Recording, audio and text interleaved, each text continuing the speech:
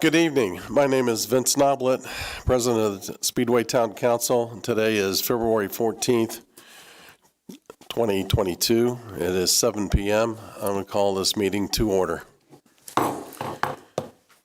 First on the agenda is the Pledge of Allegiance. Please rise and take your hat off. I pledge allegiance to the flag of the United States of America and to the republic for which it stands, one nation, under God, indivisible, with liberty and justice for all.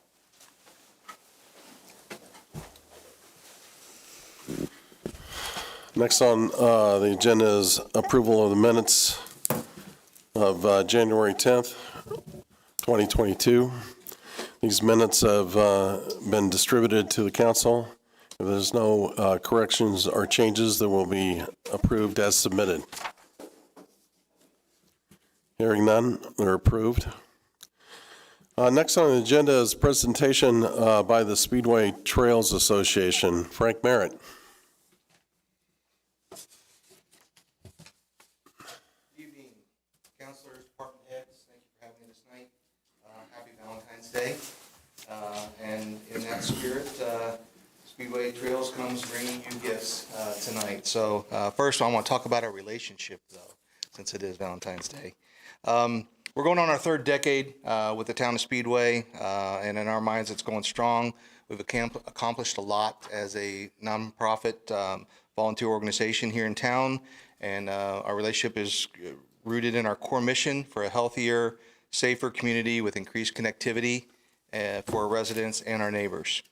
Over the years, Speedway Trails has nurtured and participated in numerous community events, such as the Diamond in the Rough, which we started, the Trunk or Treat, Light the Night, Taste of Speedway, the Taco Run, the Indy 317, race parking, farmers markets, and concerts in the park as well.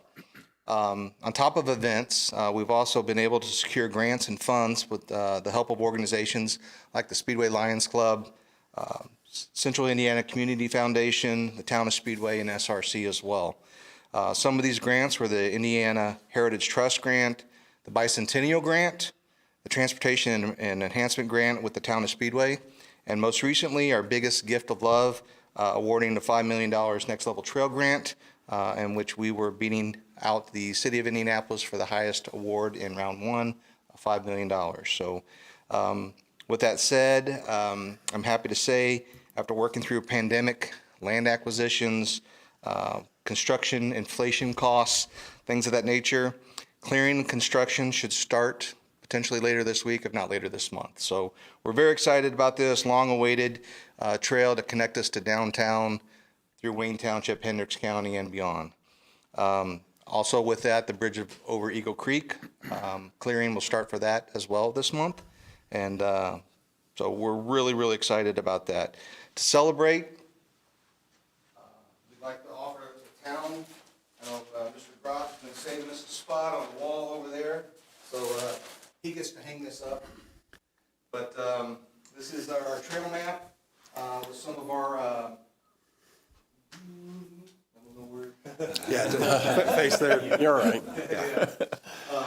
So as you can see, kind of our initial map, it's got that little 5-mile loop in it, but it's got our connectivity with the DNO, $5 million, what the city, our town has already done, and then our connectivity over the river. With the inflation costs, our money's going to run out right after the bridge. But the great thing is, BOTA, our sister organization in Hendricks County, got $5 million in round number 2 to help us complete that trail on out through Hendricks County. So with that, I guess I can present this to Grant. Great. Well, thank you. Very nice. Very nice. And we promised a revision after we add more trails. I got a couple of questions for you, Frank. Happy to answer questions. I know, you're in the process of adding on the trails. How about taking care of the existing trails that are out there? I know there's a lot of trash to be picked up and things like that. I don't know if you make calls out to the public to have people come in and help you or have groups help you. I just want to get your input on that. Yeah, actually, thanks for the suggestion. We do trail cleanup opportunities all the time. There's one coming out that has been started on the west side of town. Love Where You Are, and we participated in that last year. I collected a half-ton truck full of trash right off of 10th Street. We worked that corridor from Holt Road all the way to Main Street. We probably did no less than 8 trail cleanups last year. Bev and I were just talking this past week about snow removal and things of that nature as far as what we need to do, and trying to contact some property owners that were along the trail that could take care of certain aspects of the trail as well. So we do the volunteer groups, but you're right, it is all volunteer.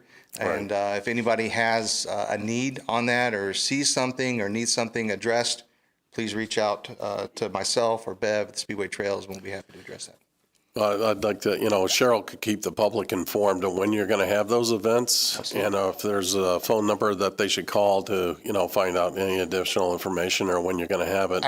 I did share a link to our new website. I don't know if that was being shown. We have a new website up and running. We'll be posting updates on the construction as we move through the B&O, and then we'll have a link on where our dates will be for events as well on our new website. All right, as far as connecting to the P&E, I'm sorry. the connecting to the P&E from the B&O is it going to be along the levee then, according to the map, or? Well, eventually, since you brought it up, the city of Indianapolis approved $25 million out of their general fund to work on some trails. Most of those were development costs, but the second phase of the Eagle Creek Greenway, which will go from Dandy Trail to approximately 21st to 10th Street, depends on where the money runs out. We're hoping it'll connect to the B&O. That construction, they got not construction money, but they've got design and partial construction, and then they're applying for another grant to finish that one out. So by the time that we complete construction on our trail, you should see beginning potentially construction on that second phase of the Eagle Creek Greenway, which connects our western portion of our Speedway Trail. Great. Thank you, Frank. Yep. So once the bridge is built across Eagle Creek as a trail walker, where could I go going west? How far? How far? When Boda ties in, there's some gaps in the trail right now, but the B&O Trail is supposed to go all the way out to the Wabash. Okay. So you'll have a 60-mile walk if you would like it. Sweet. But short of that, the city councilor over in the airport district is working on connecting some of their trails into the west side on the Eagle Creek Greenway as well. And then you've got the Ronald Reagan Parkway trail along there that connects through Avon and south into Plainfield. Right. So there's some trail opportunities just west of us as well. Okay. Great. Thanks. Any other questions? We're good. All right. Thank you, Thank you, Frank. Frank. Okay, next on the agenda is special event requests for Run 317, Jeff Graves. Good to see you. See you again. It's that time of year. Starting to get runs back, special events coming back. Hopefully COVID's behind us and we can start having some festivals again. So Run 317, we're looking on June 23rd. It's a Thursday evening. It's one of 5 events throughout the city that we do, and it's the kickoff event. It starts at 7 o'clock and benefits the Speedway Lions Club. We're expecting about 1,500 people at this event. This will be the 3rd annual event. We'll be starting between Gilman Street and 14th Street right there on Main. Having a beer garden post-race party afterwards and working with all the local businesses to promote them and drive those 1,500 people into their businesses after the event. That's a guaranteed dry event, right, this year? Yes. Let's hope. Let's hope. We got a little wet last year, but people still had fun and stuck around. Okay. Any questions for Jeff? We need a motion first for a question. I'll make a Yeah. motion. We approve Run 317 for 2022. Got a motion? Is there a second? Okay. I'll ask for questions. Any questions for Jeff concerning the event? What? How many years now has this event? It's our 3rd. This would be number 3. Yep. getting bigger each year? We're hoping running's coming back and that it's going to get bigger. We open registration on March 1st, so we'll see then what happens. Okay. How do you advertise to the public? I mean, how are you? Email, social media, postcards, posters. We'll be bringing posters down to the community, getting those out to the businesses. We've done things with the local TV station here, running clubs, sponsors. Sorry, David. For the security plan, the medical plan? Yep, working with Speedway Police. Okay, all right. Yep. I don't see anything in here, that's why I was asking. Yep. Okay, all right. Okay, there's no other questions for Jeff? Hearing none, I'll call for a vote. All those in favor of Run 317, signify by saying aye. Aye. All those opposed? Motion carries. Thank you. No, thank you. Thank you, Jeff.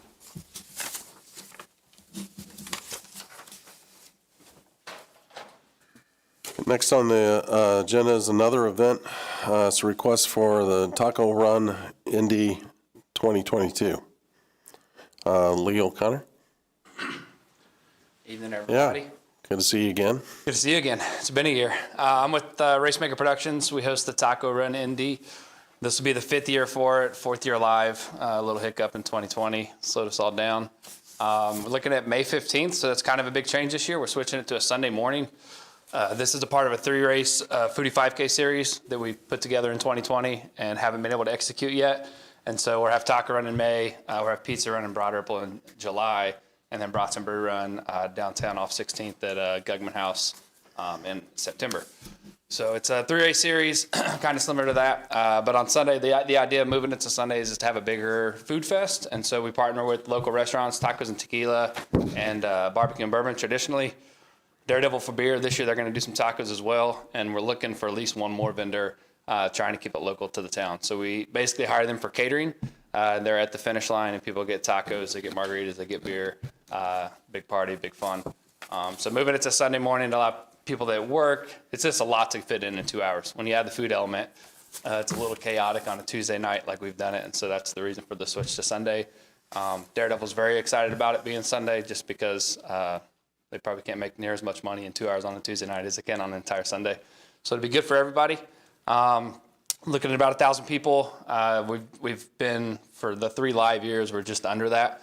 So we're looking for 1,000 to 1,200 is kind of the goal this year. Again, we have to keep it kind of tight just with the food. We want to make sure everybody gets their food and it's delicious food, and it's called Taco Run, right? So we want to eat good. We traditionally partner with the Speedway Trails, so they give us some volunteers and help on the course, and we donate to them, and then folks can donate during registration as well. So a portion of the proceeds go into them. The Speedway Police have always done our traffic. It sounds like they're in. It's going to make their weekend a little longer, I think, that weekend. But they said if you guys were down, they were down. Yeah, that's the gist of it. Any questions? Do we have any? I'll make a motion to approve the request for the taco run on May 15th, 2022. Okay, got a motion and a second. Question, Open it up for discussion. I think someone on the council would know when the race activities are, but the police department can help. May 15th, is that? That is the day after the Grand Prix, which we don't anticipate any issues at all. That'll be a slow day for all of us, and it doesn't impact the police department. The police officers are all hired to race makers to work the intersections. I assumed that was the answer, but It'll actually be better probably than Yeah, we've traditionally done it. Tuesday night that we did to it. Yeah, we've done it on the first practice night, I think, on a Tuesday night, which is a little bit getting everybody out of the track and getting the race into town and that sort of thing, which we've appreciated in making it work. But we thought I think this will impact the businesses in a more positive light, bringing people into town on a Sunday morning. People that are coming to town for the race could stick around. There's a lot of wins to it, I think. Jason, Sam, how many police officers does it take to patrol that type of event? 12 or 13. Okay. Particular event, but as Lee stated, there's a lot of other intersections that the Trails Association gives us volunteers that we can help staff some of the smaller side streets that aren't major intersections like some of the ones we have to staff. So it's traditionally 13 officers, and I think it's about 16 professional volunteers from the Trails Association. And then we have probably about half a dozen staff as well that lead and sweep the course. But it's a bit of an undertaking. But our course is, we're on Gilman the whole time, right in front of Daredevil. We go to Allison Way to 10th Street to Lyndhurst. We have a little out and back on Speedway Avenue, less than a quarter mile out and back, and then they hop on the trail to Main Street and take Main Street down. And so obviously the single lane closure on Main Street is probably the biggest impact because everywhere else we have 2 lanes. So traffic can still flow in those additional lanes. And it's a rolling closure, so we open it as soon as we can behind the last walker. Do we have any other questions for Lee? Is this run only, or is it run and walk? Oh, certainly run and walk. Yeah, in fact, we even offer the 0.0 taco run to the bar. And so we start all the walkers and runners, and then we'll have normally 20, 30, 40 people that just want the shirt and the medal and to eat and drink. They get an extra free drink to drink while their family, friends, loved ones are running. So we will allow anybody to participate. Okay, thank you. Yep. Okay, if there's no other questions, go ahead and call for the vote. For the Taco Run Indy 2022, all those in favor signify by saying aye. Aye. Aye. All those opposed? Motion carries 4-0. Appreciate your time tonight. Thank you. Thank you. Thank you, Lee.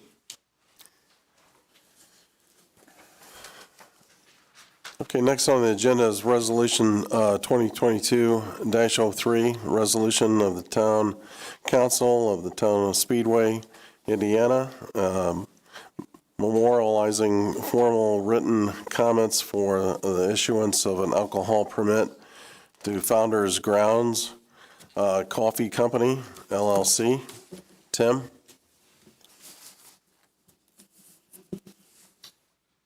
Good evening, council. We have received a request by Founder Grounds Coffee Company, located at 1414 Main Street, the second floor, for the utilization. They would like to apply to the ABC for one of the Motorsports District liquor licenses. We have worked with them as per the resolution. The resolution will have to get approved by both the council and the SRC. They have committed to the 8 requirements on the back that basically just says we're not going to let it turn into a bar. We are a coffee shop that serves coffee, alcoholic coffee beverages, and commits to certain hours. They're not going to stay open to 1 a.m. and all those other great things. They'll write insurance and everything that you would expect. And so what we're doing is we're endorsing this, as the SRC will be the resolutions plus a letter of commitment from the town would then be submitted as part of their ABC request when they go down for the actual license. So this is consideration tonight. We currently have, we're allowed a max of 9 motorsports districts. We currently have 3 issued, so there's plenty out there right now. We do have some projects coming up that will probably request them as well, including La Peep and Wilshaw Restaurant possibly. But there's plenty of room for this one. Mr. President, I move that we approve Resolution 2022-03. Second. I got a motion and a second. Open it up for discussions. Have any questions of Tim of this? This is a permit. That's a town permit, right? Yeah, so these are above and beyond your traditional 3-way liquor licenses that are allocated. This is a specific district. They can only be used basically along Main Street and within 1,500 feet of Main Street. They are not owned by the business, so if they leave or shut down, the liquor license goes back. It is not, they are not buying a liquor license. They're essentially leasing a liquor license to operate in this area. In the area, right? Okay, Yeah. okay. Any other questions for Tim? Hearing none, I'll call for a vote. All those in favor of Resolution 2022-03 signify by saying aye. Aye. Aye. All those opposed? Motion carries 4-0. Thank you.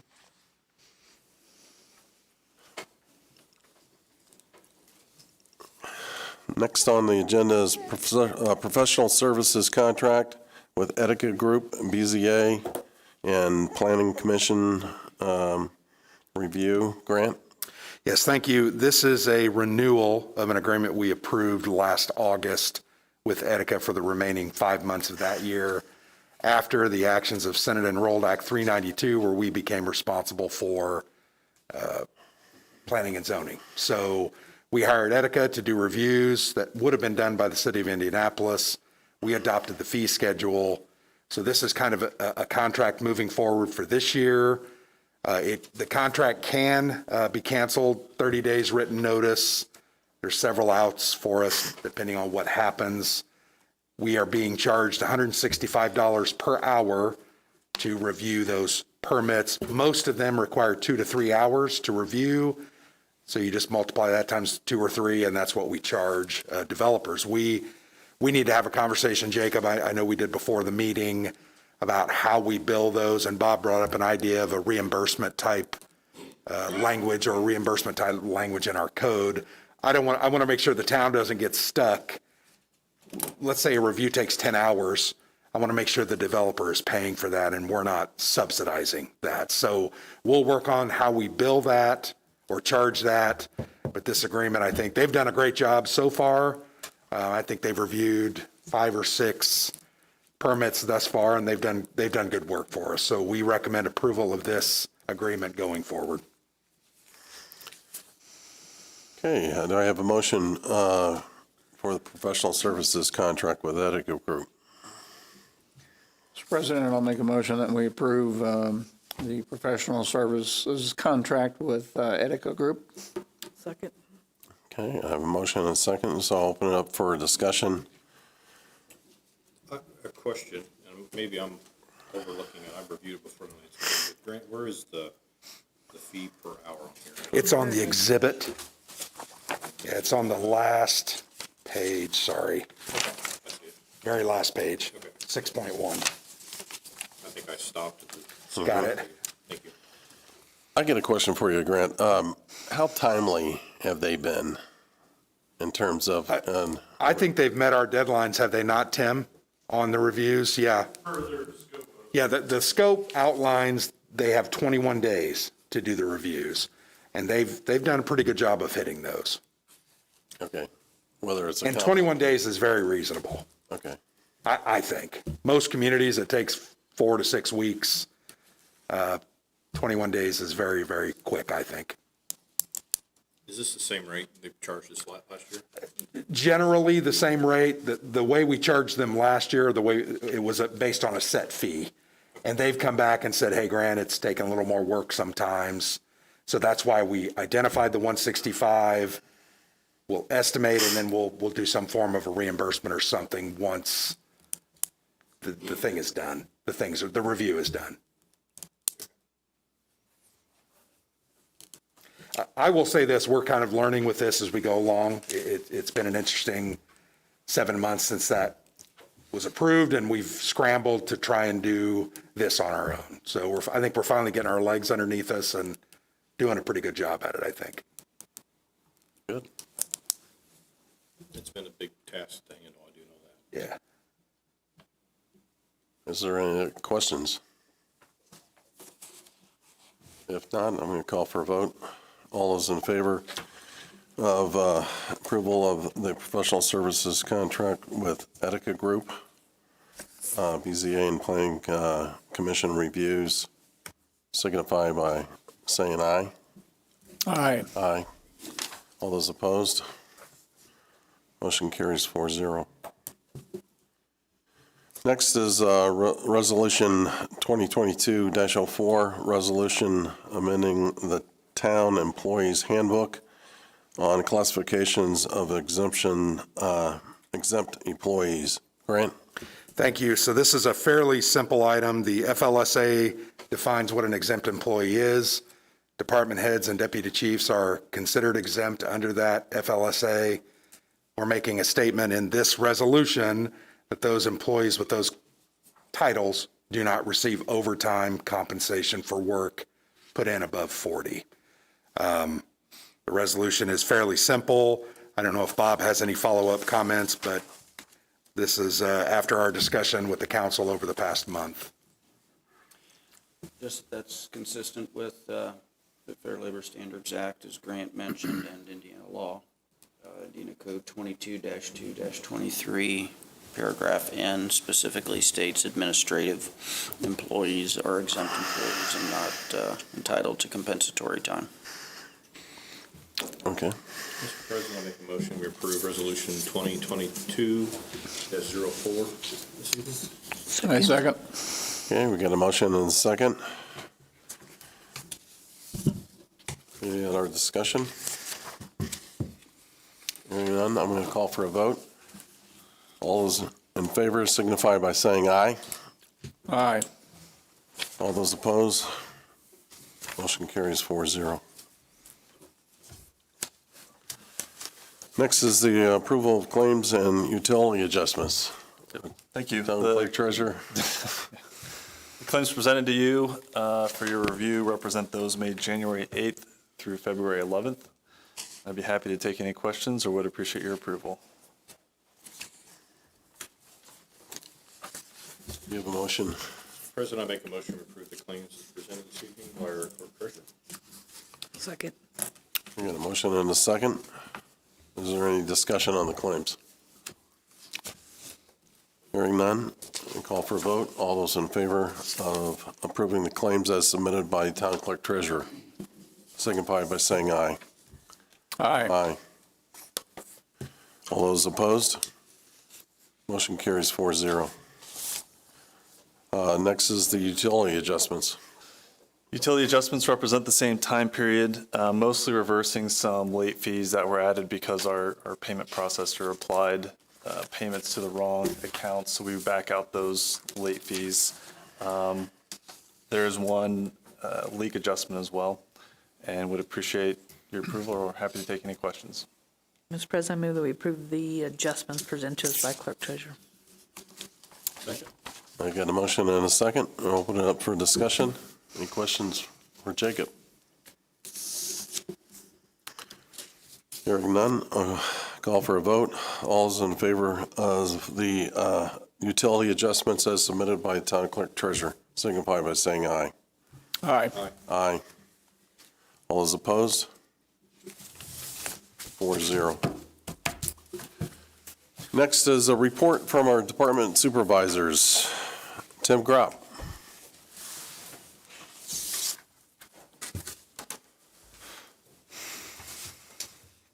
Good evening again. Several things out at Founder Square, just make everybody aware. We had received quite a few complaints just from backups happening at Crew Car Wash, so we reached out to Crew directly and had a really nice response from them very quickly.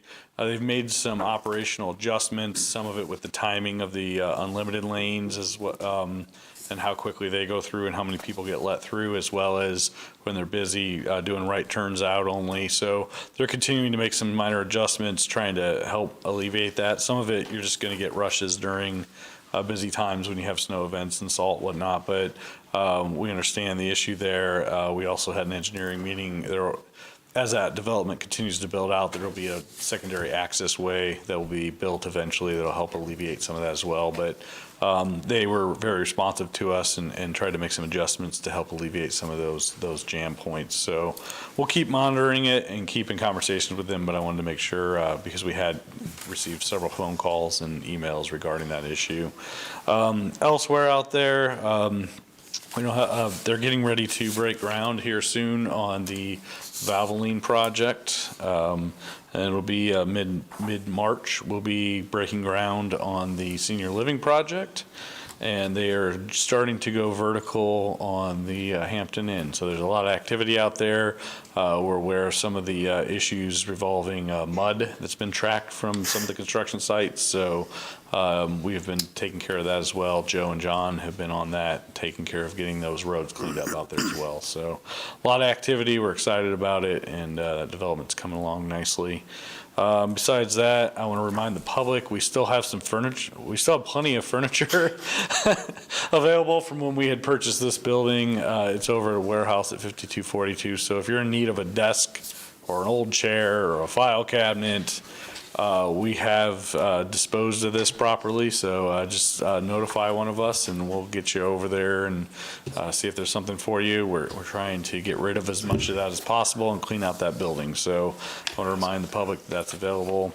Not much of an update on Wilshaw this week, other than they continue to work on all the different unweaving of contracts, negotiations with the different parties, and trying to figure it out. So we'll keep you posted. We know we're within the time frame of when we said we wanted to take action, and we'll report back as things happen. So that is all I have. I'm happy to answer any questions. All right. Thank you. Thank you, sir. Yeah, thank you. Communications. Cheryl?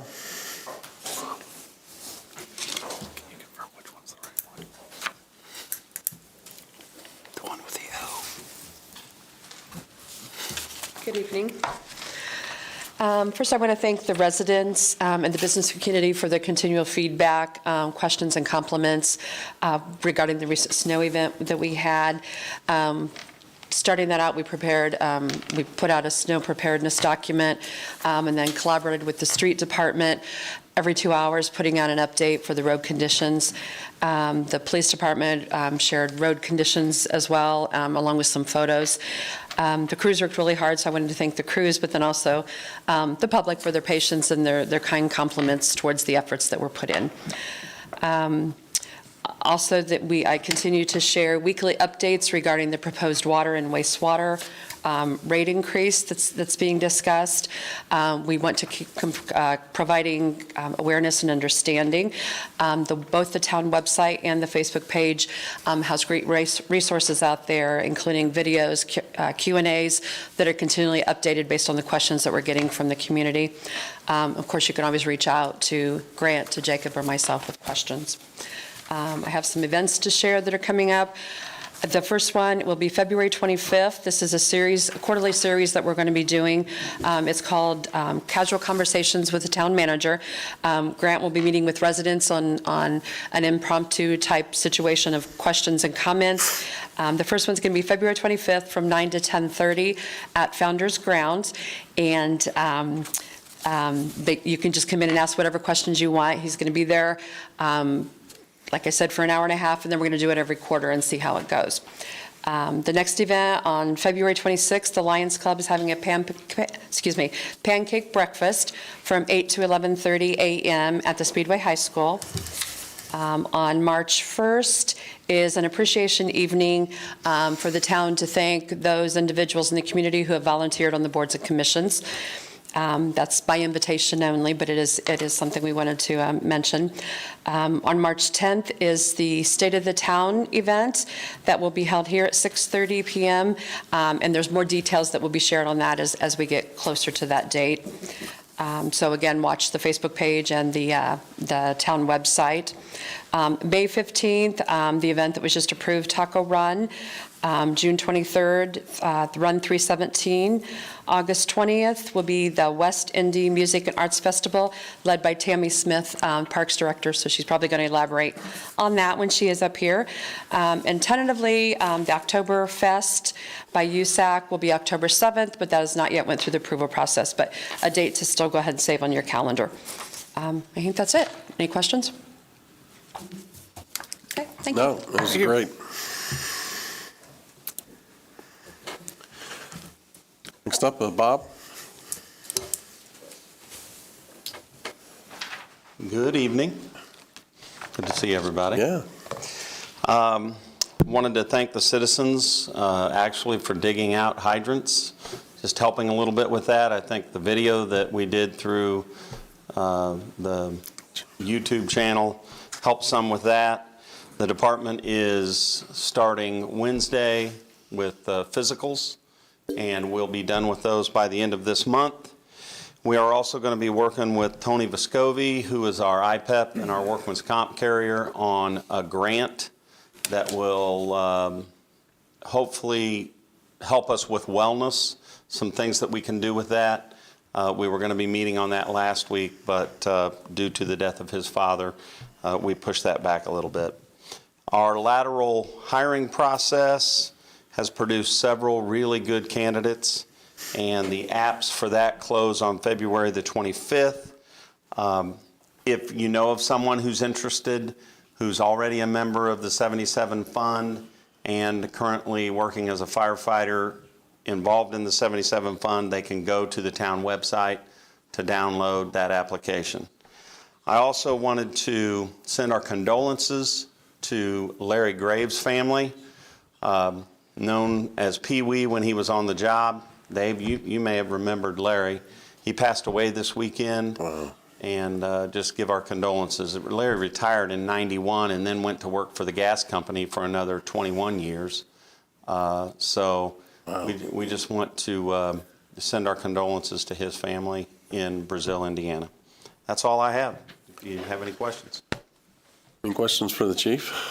Thanks, Chief. Thank you, Thank Chief. you. Next up, Tammy Smith, our Parks Director. Hello, good seeing everybody this evening.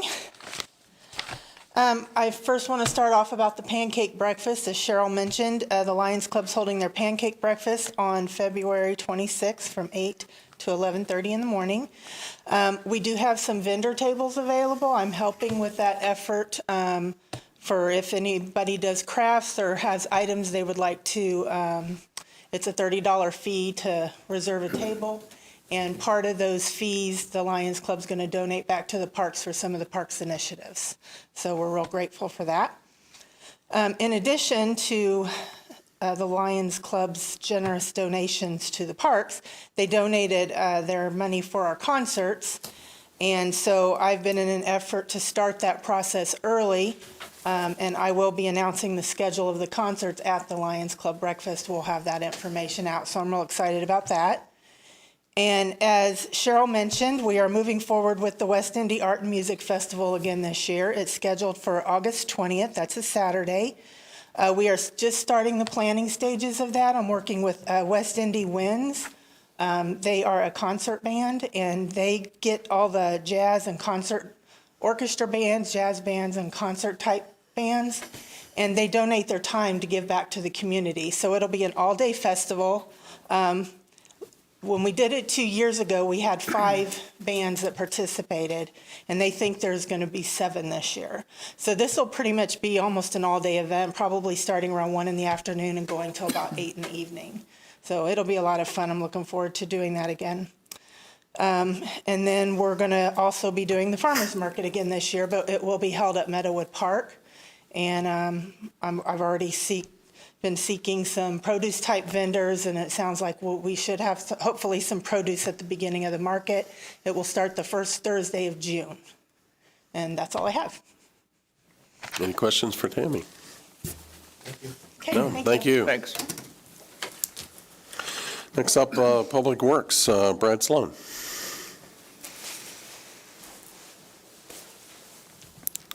Good evening. Good evening. I will start with the street department.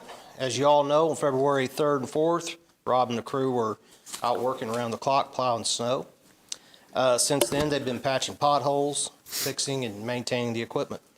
Rob would like to thank the water department for all their help plowing snow. It's just another example of the great team we have here at the Town of Speedway. On the wastewater side, been business as usual at the plant. The plant sent out 115 million gallons of treated water to Eagle Creek in the month of January. The maintenance department has started getting ready for the disinfection season, getting the UV system all ready to go. We have hired an assistant superintendent. Greg Hommel will be taking that position. He is a Class 4 operator. He's been doing that position for the last 6 months, brings to us 20 years of experience, so he will fit that position very well. I would also like to thank Rob and his crew for the job they did plowing at the plant. We had no issues out there. Nobody fell and got hurt. So, on the waterworks side, the water plant this month so far has pumped 28 million gallons of water, and right now everything is running normal. And that's all I have. Any questions? I'm good. Thank you, Brad. Thank you. Yeah. Please. Jason, would you come up? For the police? Good evening, council. Good evening. I'm always reminded about brevity by our fire chief, so I'll try to be brief. Here on behalf of Chief Upchurch tonight, he's probably getting ready to board an airplane in Fort Myers, so we feel very sorry for him that he has to come back to our weather. But as Chief FISHBURN mentioned with their hiring process, we've also recently held a lateral hiring process to try to receive more candidates who are already qualified that have the Indiana Law Enforcement Academy and experience. We're happy to say that on February the 10th that the applications were due and we had 66 applicants, which in this job climate is pretty good. We've gotten that down to probably we're going to interview approximately 40 of those candidates in early March. So hopefully by the end of March we'll be able to fill some of those positions, which we currently have 4 that we're working to fill. Talking about race events a little bit, just to share with you and the public, we've started our planning process for our race events. We had our first law enforcement committee meeting last week. Something that is a small change from what we've done in the past. We typically, in combination with our law enforcement meetings, have a public meeting the same day of each month, but we've decided just to hold one public meeting this year. That will occur on April the 5th at 1:30 in the afternoon at the Brickyard Crossing Resort. We typically, public safety is involved in that meeting, but we also invite community members and organizations to come in as well if they want to hear what information that both public safety and IMS can share with them. I also wanted to mention that Shred It Day is usually a topic that a lot of people in the community are interested about. The Spring Shred It will be on April the 23rd from 10 a.m. to 1 p.m. and we will be holding that at, as long as the fire chief is okay with it, the old building for the police department at 1410 North Lyndhurst, just because that works so much better down there with the traffic flow. Lastly, I want to congratulate Brandon Spangler. She's one of our dispatchers for the police department. We recently named her the communications and IDAX coordinator, so she'll be taking over some of the responsibilities, specifically with dispatch that was vacated when Sarah Edie left. Great. That's all I have. Any questions? Thanks, Jason. No, thank you, Jason. Next on the agenda is town manager report. So just a couple of brief things. I did want to thank all town employees for their hard work on plowing the streets. You know, most people, you know, we see the streets, they're clean and passable, and they don't understand what goes into that, but they spent literally hundreds of hours, many of them working 12-hour shifts for 3 days in a row, sometimes 4 days in a row, and spread a lot of salt and did a lot of good out there to make those streets passable. So I wanted to thank them. Also everyone else, police, fire, water department, everyone else who had a hand in that. We appreciate that. So I have continually been impressed by the quality of our department heads and staff. I think everyone is very committed to the community, does what it takes, and doesn't complain much. So just kidding. They do a good job. February 28th, remember, we do have a public hearing for our proposed sewer and water rate increases. That meeting starts at 7. So just a reminder of that. If you have questions, I'm always available, Jacob as well. We also have several videos on the town YouTube channel and have been shared across social media. There's a Q&A that Jacob and I did last week, about 45 minutes, I think, with the video shorter than that. But I think some good information. If you're interested, check it out, and then let us know if you still have questions. So the only final comment I would have, the casual communications or conversations with the town manager. I will always speak with anyone that wants to come to town hall or call or whatever. This is just an opportunity to get out of town hall, out and about among the community, and connect with people there. A lot of times people don't want to come to SMC. They're a little intimidated. So get an opportunity to go out and answer some questions and meet some people. So that's all I have. Okay, good, thank you. Next up is a report from council members. I'll start with Council Eileen Fisher. Unlike Grant, I knew that our department heads were very good and very strong, so, but I just want to say thank you to all of them during the winter day that we had, or 3 or 4 days for that matter, because it does make a huge difference, and you can tell that they all do pitch in and help. And it is, it's a community event, needless to say. So other than that, that's all I have. Thank you. Next up, Councilor Gary Pettigo.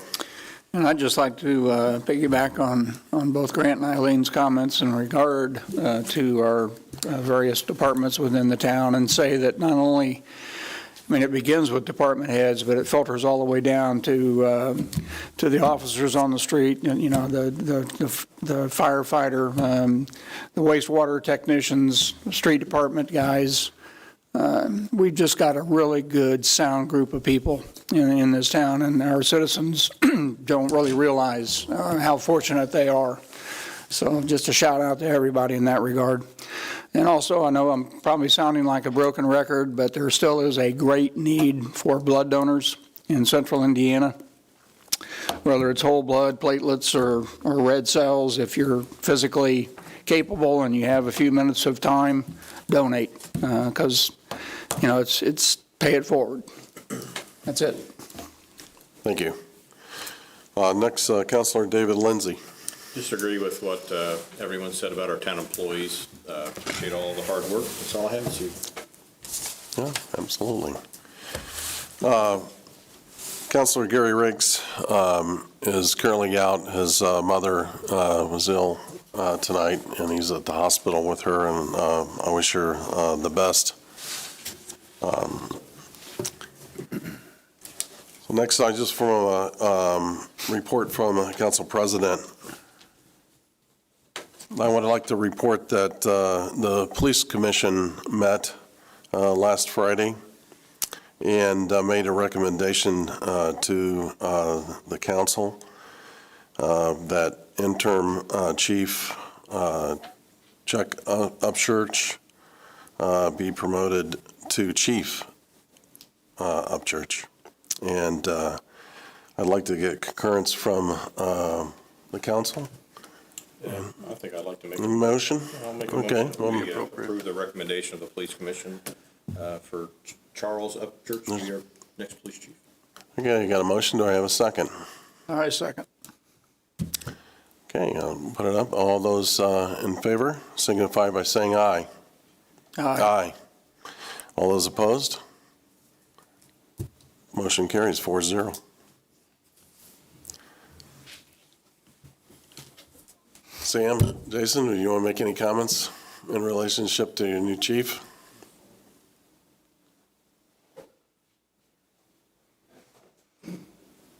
Don't everybody run up. Yeah, come on up.